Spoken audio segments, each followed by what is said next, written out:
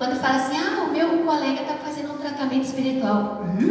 Está passando por um processo obsessivo? Que horror! Não! A gente não vai periodicamente ao médico? A gente não vai periodicamente ao dentista?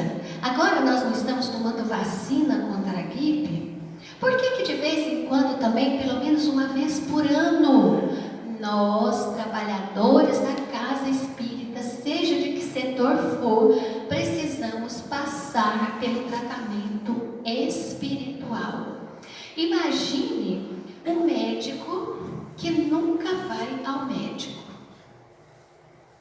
Nós somos o mediador entre a espiritualidade e o mundo físico. Nós somos perfeitos?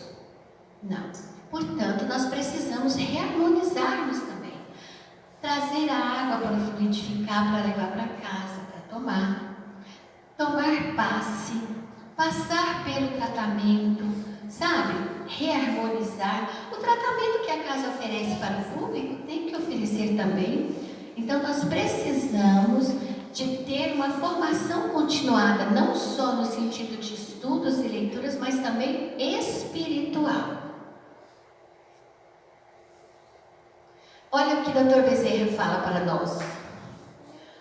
A especialidade da tarefa não se compraz com improvisações descabidas, razão pela qual os servidores integrados na evangelização devem buscar continuamente a atualização de conteúdos e procedimentos didático-pedagógicos, visando a um melhor rendimento em face da economia da vida na trajetória da existência, considerando-se que, de fato, os tempos são chegados. Então, nós, evangelizadores, estamos mediando uma relação com espíritos que estão sendo formados.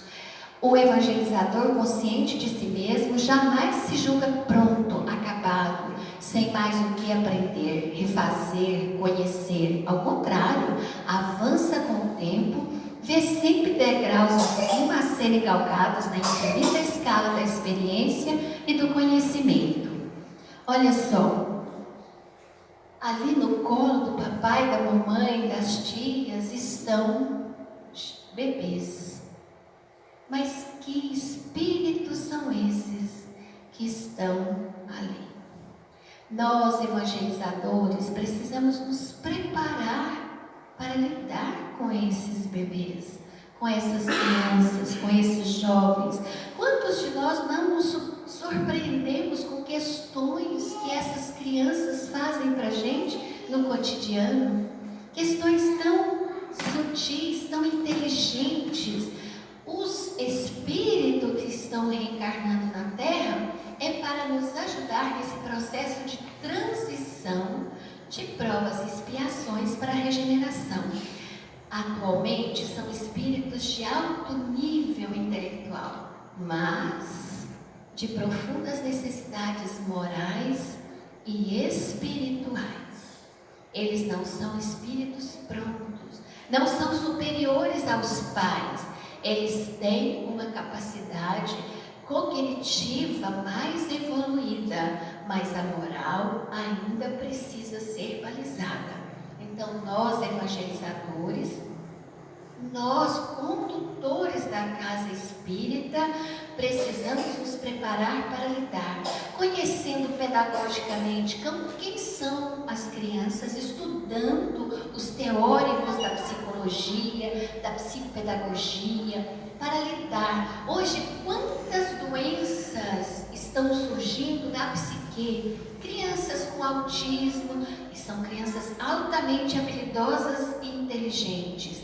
Crianças com TDAH, que são distúrbio no comportamento, mas se bem organizadas, serão aqueles que realmente irão ajudar na transformação do nosso mundo. Por isso nós precisamos estudar, conversar uns com os outros sobre as experiências que cada um tem, sobre seus filhos, seus netos, seus irmãos, seus evangelizandos, e a casa espírita também conhecer essas crianças. São os filhos daqueles que frequentam, são os filhos dos trabalhadores que precisam ser conhecidos e alicerçados. O papel da família. Então, eu já falei com vocês sobre a direção da casa espírita, o evangelizador, e agora nós vamos falar da família.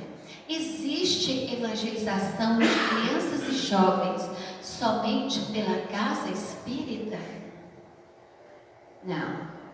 Nós aqui, esta casa é apenas um coadjuvante, mas a verdadeira evangelização é feita no lar. Então, olha só o que o Dr. Bezerra de Menezes diz para nós. Quanto seja o lar a escola por excelência, os pais jamais deverão descuidar-se de aproximá-los dos serviços da evangelização, em cujas abençoadas atividades se propiciará a formação espiritual da criança e do jovem diante do porvir.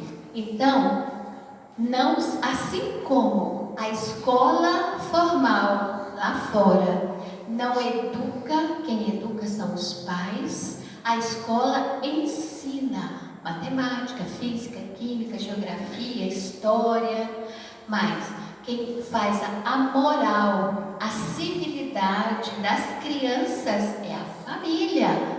E hoje nós estamos vendo essa inversão. Nós estamos delegando a uma mulher ou um homem com 45 crianças numa sala de aula a educação dos meus filhos. Então lembra, dai conta da sua missão, daquilo que lhe foi dado. Então, o papel, a família constitui relevante célula da sociedade, locus, local, privilegiado das primeiras aprendizagens dos espíritos reencarnados, com relevantes funções socializadora e de amadurecimento espiritual. Quando o seu filho às vezes chega para você, mas todo mundo faz isso, todo mundo tem um tablet, todo mundo tem esse brinquedo, você vai dizer, é mesmo, né, meu filho? Vou dar um jeito de comprar para você. Ou você vai dizer para ele, você não é todo mundo. Você não é todo mundo. A nossa família não é todo mundo. Papai não tem dinheiro agora e não pode comprar agora. Ou você vai sair e comprar tudo que seu pai quer. Muitas famílias fazem isso. Dão os bens materiais, mas não dão os bens morais. E aí nós temos crianças que não sabem o valor das coisas, não sabem quanto custa cada objeto, porque a cada novo grito, a cada nova cobrança, a cada nova comparação, nós temos novas obrigações a cumprir. O que você quer comer? O que você quer vestir? Onde você quer ir? Os pais estão virando reféns das suas crianças. Aí eles dizem, eu não dou conta desse menino, eu já entreguei para Deus. Ora, Deus te entregou, dá conta da tua tarefa, da tua missão. Então, nós precisamos aprender a olhar para o filho como a nossa tarefa de casa que nós trouxemos do plano espiritual. Se nós quisermos realmente seres humanos mais humanos, lidando com o outro, nós precisamos ensinar a dor, a perda. Evangelho segundo o Espiritismo, bem-aventurados aflitos. Por que Jesus falou isso? Ele era masoquista? Ele queria ver a gente sofrer? Deus é um Deus vingativo que adora ver a humanidade em penúria? Ou é pela dor que nós aprendemos? Dor no sentido como a borboleta, que para voar precisa se esforçar para sair do casulo. Quantos de nós aqui, às vezes, achamos que eu não quero que meu filho passe pelo que eu passei? Ora, você só conseguiu ter uma família, ter honradez, porque você passou por tudo que você diz ter passado. Por que tem que ser de menor importância para o teu filho? Por que você tem que ter vergonha de ter as mãos calejadas, não ter tanta cultura intelectual igual ao que você quer proporcionar ao seu filho? Não que isso seja errado, mas a cada um segundo as suas necessidades e as suas obras. Nós estamos na família que precisamos para que possamos crescer moral e espiritualmente. Os vínculos intrafamiliares, para além das relações consanguíneas de descendência e afinidade, representam eixos de referência emocional e social para as crianças e jovens, preparando-os e fortalecendo-os para os desafios reencarnatórios assumidos. Quem aqui já leu a história de Chico Xavier? Vocês lembram que Chico foi morar com uma madrinha que o furava de garfo, fazia lamber feridas, e a mãe dele aparecia para ele e falava para ele: faça, meu filho, faça, é importante isso para você. Quando uma mulher disse que ele teria que lamber a ferida do primo, que ela sararia, porque o inocente teria que lamber a ferida, ele falou: mãe, pelo amor de Deus, eu vou ter que lamber. Lamba, meu filho, lamba, que nós, no plano espiritual, vamos mandar imantar de saúde e ele vai sarar. E durante aquele período que Chico estava lambendo a ferida daquela criança, prima dele, ele ficou sem levar chicotadas, furação de garfo no corpo. Mas depois ela disse a ele: eu vou enviar para vocês um anjo, que foi a madrasta que, ao casar com o pai dele, recolheu todos os irmãos e foram juntos voltar a ser uma família.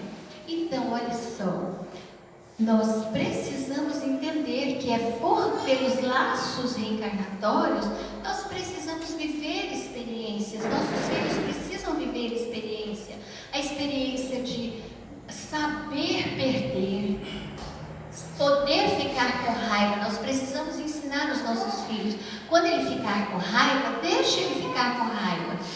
É ele elaborando o seu organismo, a sua vida. Aí você diz: você pode ficar com raiva, mas você não pode chutar, você não pode bater, você não pode esmurrar, porque isso não é permitido para você. Você tem que se educar. Ficar com raiva, ficar triste, ficar contrariado, são experiências que você precisa aprender. Agora, daí você ser grosseiro e mal educado, não pode. Então, para a gente educar, nós precisamos nos educar. Estar com uma criança sob a nossa responsabilidade é uma escola a ser vencida, maior do que uma pós-graduação de doutores, porque nós precisamos elaborar os nossos sentimentos, os nossos sentidos, a nossa própria vida. Joana de Ângeles diz para nós: a família é o alicerce sobre o qual a sociedade se edifica, sendo o primeiro educandário do espírito, onde são aprimoradas as faculdades que se desatam, os recursos que lhe dormem latentes. Pode passar. A família é a escola de bênçãos, onde se aprendem os deveres fundamentais para uma vida feliz, e sem cujo apoio fenecem, perecem, acabam. Os ideais desfalecem, as aspirações emurchecem, há resistências morais. Então, olha que coisa interessante que Joana está colocando para nós. É a família. A família, depois a casa espírita. Os responsáveis pela evangelização, pelo processo de educação moral e espiritual. Então, a casa espírita, ou a igreja, ou a religião, é o segundo degrau para que a criança se evangelize. O ser humano é estruturalmente constituído para viver em família, a fim de desenvolver os sublimes conteúdos psíquicos que lhe jazem adormecidos, aguardando o estímulo da convivência no lar para liberá-los e sublimá-los. Pode passar. Então, nós temos a FEB cria um documento, que é um documento onde nós vamos alicerçar a família, a casa espírita e o evangelizador. Na área nacional da infância da Federação Espírita Brasileira, nós temos lá: reconhecer-se dessa forma que a família assume relevante função no processo evolutivo das crianças e dos jovens.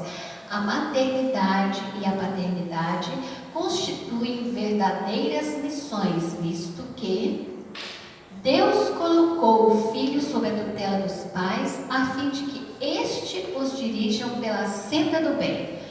Questão 582 do Livro dos Espíritos, Allan Kardec. Então, os pais e familiares representam nesse sentido evangelizadores por excelência, assumindo séria tarefa educativa junto às crianças e aos jovens que compõem o seu núcleo familiar.